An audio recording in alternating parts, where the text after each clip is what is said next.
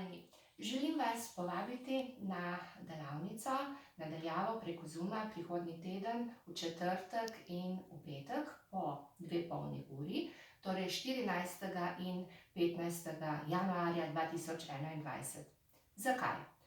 Zato, ker sem prepričana, da vam je odgovor na vprašanje delavnice povsem jasen. Želite ubijalsko ali kudo delovno okolje? Naj vam izdam.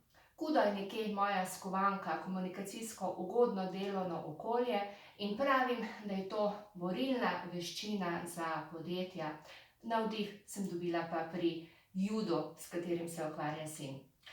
Zakaj bi se udeležili te delavnice?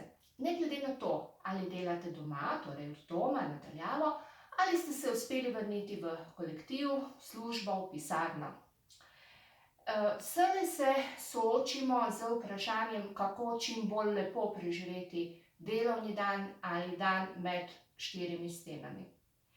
In dobro je, če smo opolnomočeni. To pomeni, da v primeru požara znamo uporabiti gasilski aparat, ki je na našem hodniku, sicer nam bo vse pogorelo. V komunikaciji in v odnosih, ko ustvarjamo komunikacijsko ugodno, prijetno delovno okolje, ali pa ubijalsko, pa je seveda dobro poznati različne tehnike in vabim vas, da jim prisluhnete, da se jih naučite in da že naslednji dan morda zaživite v domačem ali delovnem okolju bolj sproščeno.